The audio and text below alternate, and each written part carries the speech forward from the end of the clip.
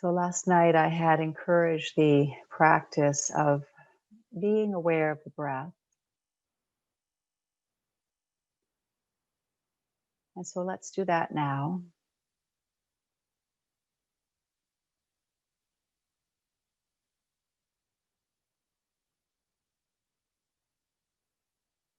Just feeling how the exhale is encouraging a sense of resting down.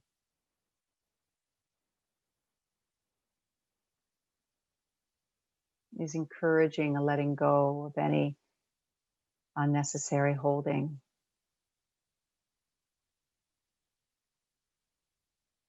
So don't take my word for it. Allow yourself to really inhabit your body and notice the sensations.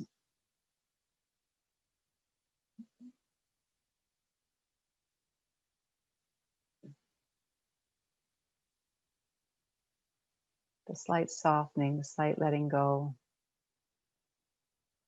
maybe the feeling of being somewhat more on the earth.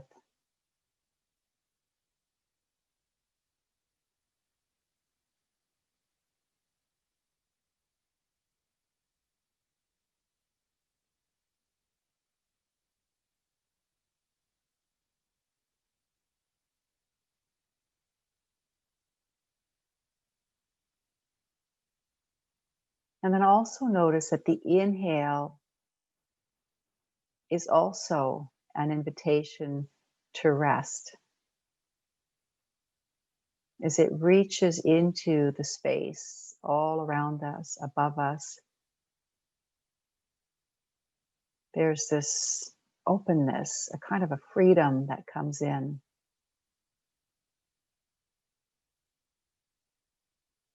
That is restful in that it reminds us of our natural state.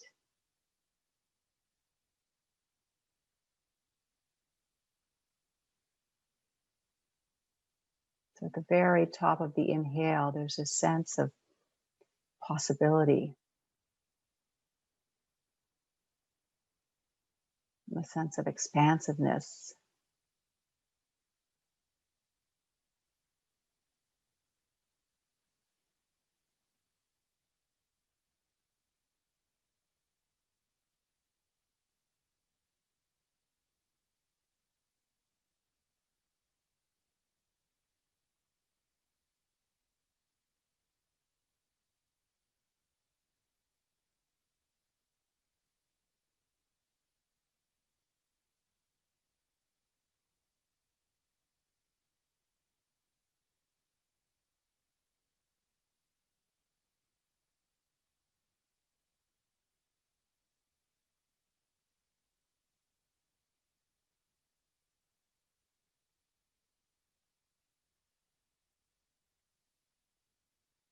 And see if you can detect that flavor in your experience of a type of restfulness in the midst of the parts of your being that aren't at rest right now. And that this restfulness, this just openness is coexisting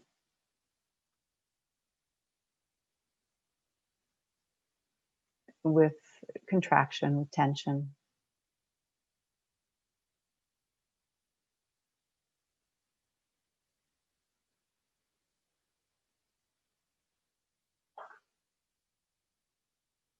And we don't have to pit one against the other. But we can orient towards rest as we let go of trying to make the tension that we might encounter in the body or in the emotional being, as we allow those to just be, as we let go of trying to find solutions to those things, then we have more access to this natural state of rest.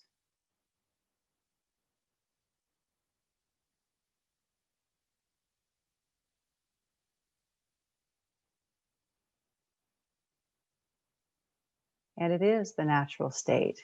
We came in as restful, perhaps, as we've ever been as little ones.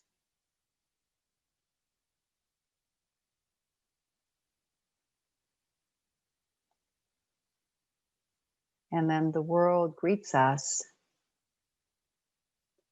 with requests and sometimes demands to be what it needs us to be,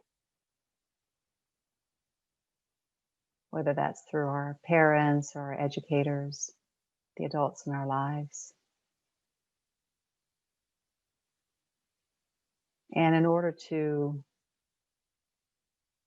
create an alternative version of ourselves that is going to receive more acceptance and more praise and more love, more belonging, we form this thing that is often called in psychology called the ego. And because the ego isn't our natural state, it takes energy. It takes actually the tension that we are creating is actually to make us smaller. We have to withhold our brightness, our radiance, our true nature, our qualities in order to create this version of ourselves that fits in to the mold. So all of the tensions, all of the places that are not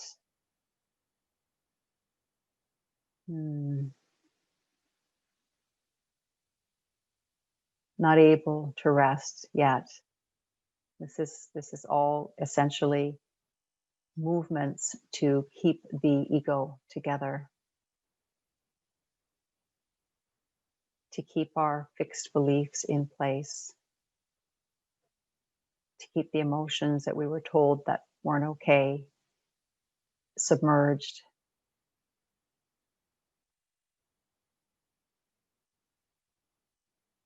And so this invitation to rest, to deep rest, sounds simple enough,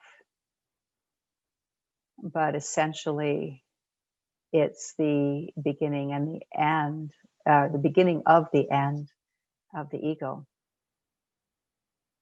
And the ego, there's a lot of energy invested in it. Sometimes it lets go very suddenly.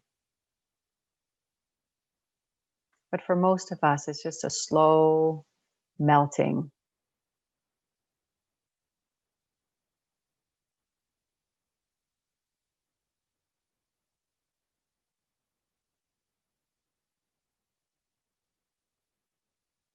My hope is that this retreat is like putting um,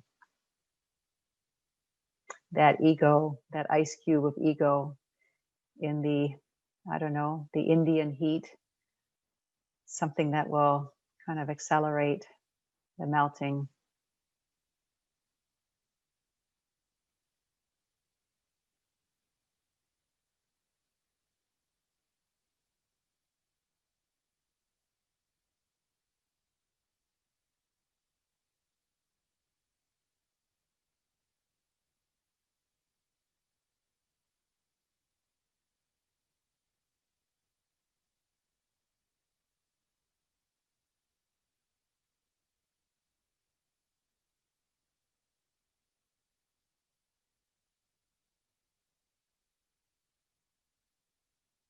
So when we're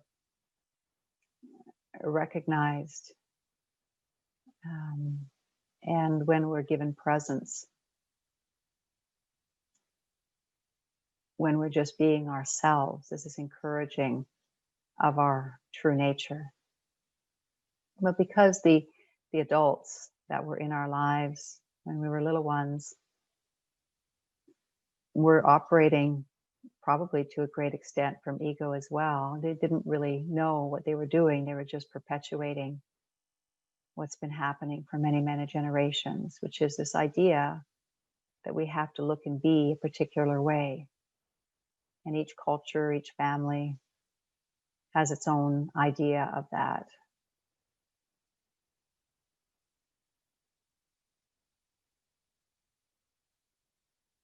And so when we're born, it's not so much the question of how can I help you to relax into the world, because I trust that in that place, your natural beauty will blossom from there.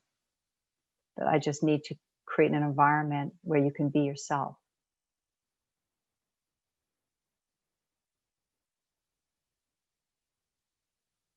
But for the most part, it's this parents getting busy shaping the child into something that feels comfortable for them, consciously or unconsciously. Or the experiences that the child is having are traumatic and it requires a shutting down, kind of a holding back of maybe feelings and emotions that are just too much for the nervous system to integrate. So all of these influences and more are what slowly build this version of ourselves that we often call the ego. And the ego isn't a bad thing. It helps us to operate. It helps us to be in the world, to function. But it also can get in the way of our happiness and our freedom and of our true expression, which is really what we're here for. And so at some point, we recognize, sometimes in a very big way, that there's just really something missing. Even though externally it often may look like we have everything that we ever wanted. And even when we don't have everything that we ever wanted, we imagine in our minds that if only this were in place, this partner, this amount of money, this job, then I would be happy. But that's just all an illusion, of course, because we know very often we do get these things and we realize that it's not enough. That there's something that is calling us, this inner longing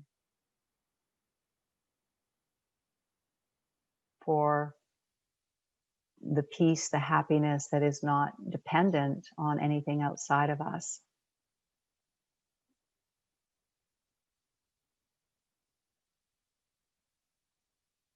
And so the way of rest is bringing us back into that true nature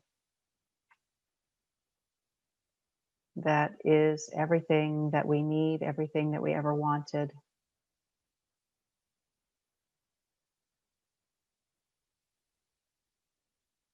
And the way of rest is a slow but sure relaxation of all of the structures of the ego,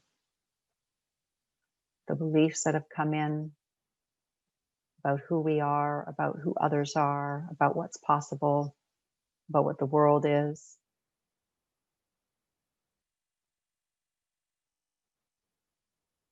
About what's needed to be successful and happy, about why things are the way they are. All of these belief constructs about how we need other people to be. All of these things are the glue that holds the ego together.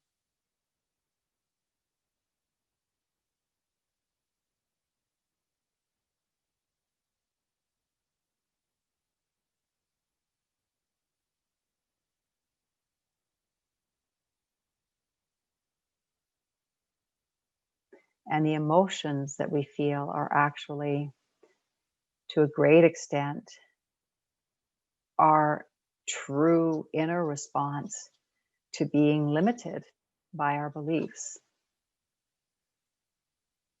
So the emotions are a natural response to limiting beliefs.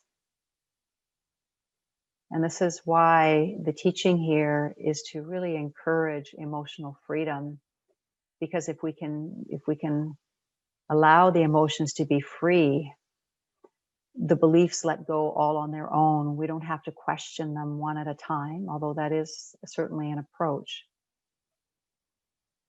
But the experience here is that emotional freedom is a much more direct way of tapping into the truth of our being than analyzing the beliefs, the mind, the stories. And oftentimes, as we begin to free up the emotional body, it's like it's a snowball effect. And it just begins to dissolve faster and faster and faster. And freeing up one emotional tone, like sadness, for example, clears hundreds of beliefs and stories that we might have all at once.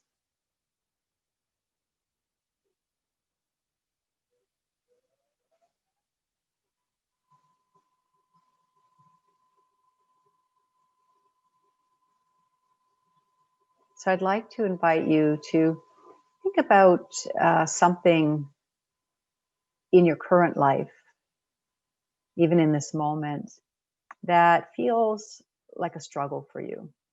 It feels like you've been looking at it from all kinds of directions and you just really can't find a solution to it. Or maybe it's just a particular feeling tone that's just hanging out in your system and you can't seem to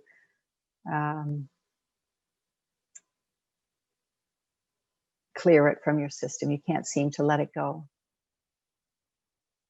All right, so go ahead and just think about that thing in your life right now that feels challenging.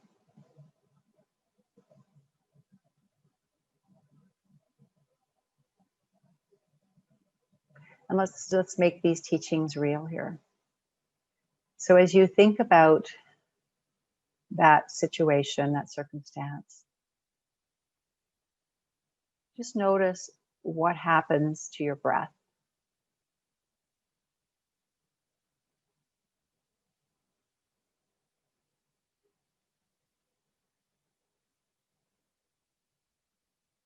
Does it speed up? Does it feel more shallow? Does it not change at all?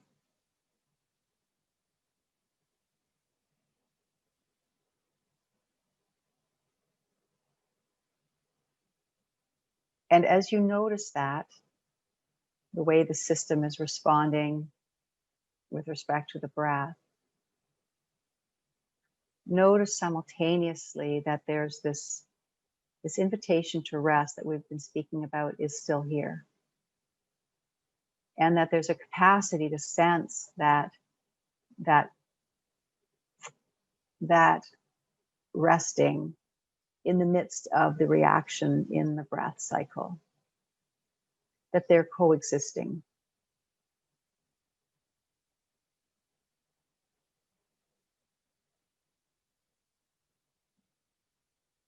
And notice what happens in the rest of the body when you reflect on this circumstance.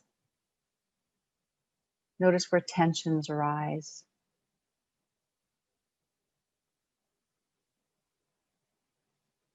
And notice there too, that even though there are tensions arising and coming to the surface, coming onto your inner screen, that rest is also happening here. Again, that they are coexisting. We often lose sight of that because we're so busy focusing on trying to get rid of the discomfort. The earth is still inviting us to soften down. The space around us is still inviting us to expand into freedom, into possibility, into openness.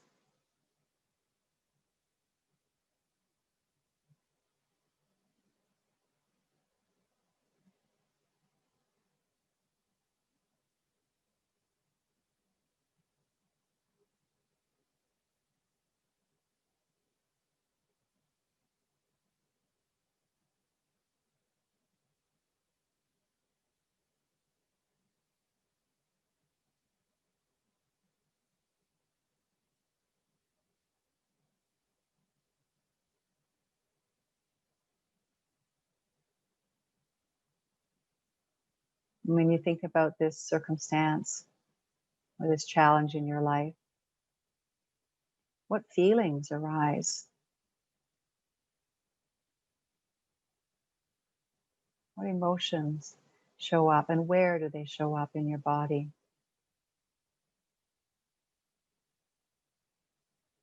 And notice once again that they're arising in a field of restfulness. And this emotion, this energetic activation, doesn't cancel out this invitation to rest.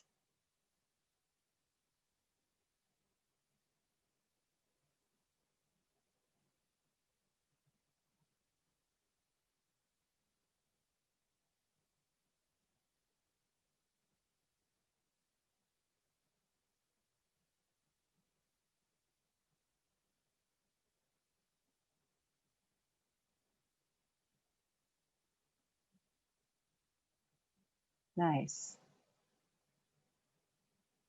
So just notice what is happening within your system, and perhaps there's a sense of shift or softening.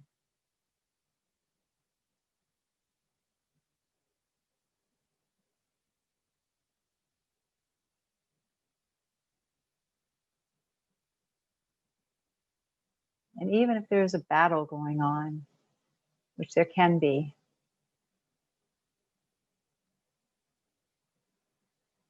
again, if you just lean back a little bit and just observe that battle,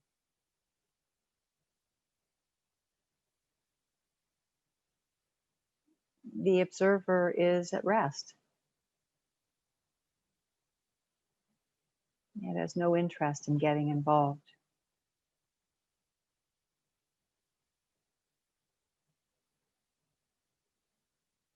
And so it's a slight shift in perspective. So when we're not hooked into micromanaging the details that arise in our challenges, when we're not trying to fight our way out of them or desperate to find solutions, we can notice that there's something here that's watching that whole thing play out.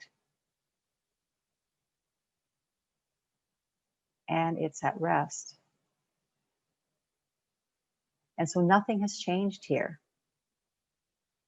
Nothing has changed except that we're broadening our view to see that in the midst of the challenges and all of the various pieces that make that up in our breath, in our body, in our emotions, we're often so focused on those details that we don't notice that peace and rest are also here.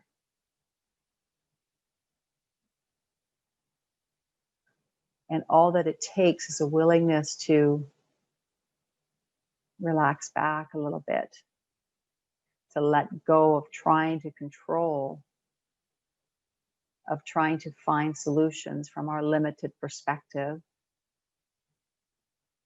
It's like we're caught in a trap, and the more we struggle, the more it hurts.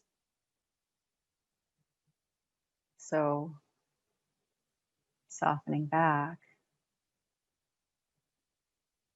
and we can become more of an observer of the unfolding. And in that context, the experience is that the whole thing seems to kind of wear itself out. And when we are simply presencing the struggle and the battle and the resistance, when we rest back into the one that is perceiving all of it,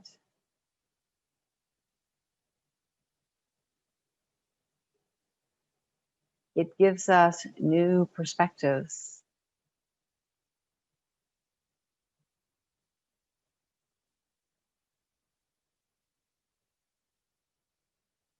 It helps us to find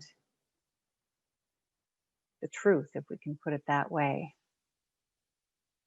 It helps us to see more clearly. It helps us to know where to put our energy and where it's simply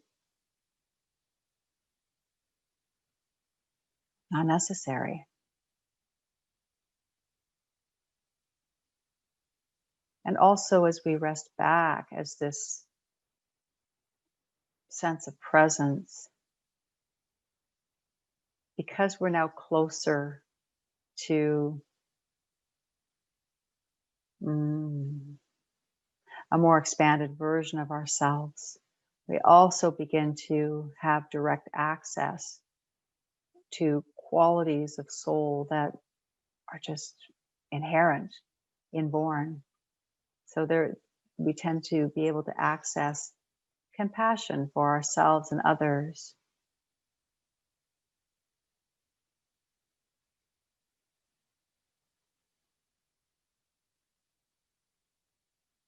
And trust.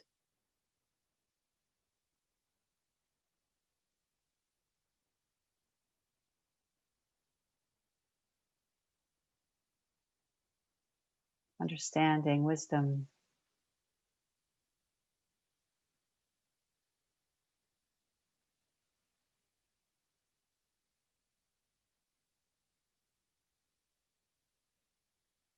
Gratitude, love.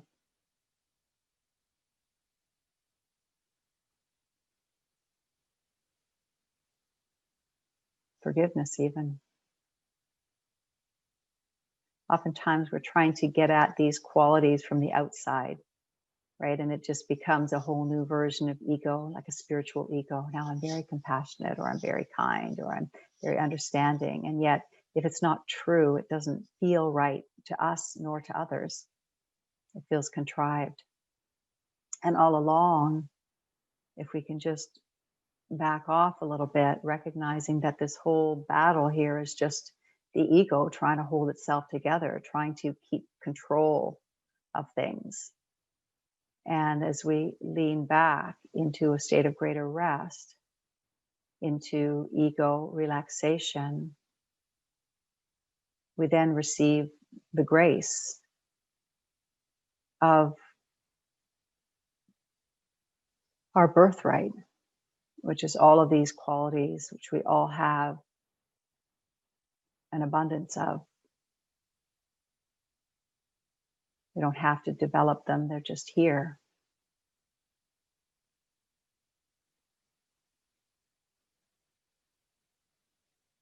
So when you think about that situation once again, just as we've kind of looked at it more broadly together, what is your perspective on it now?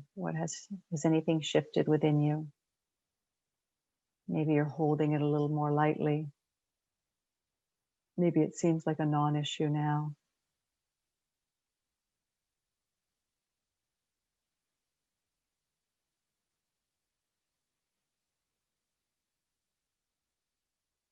Maybe clarity has come in.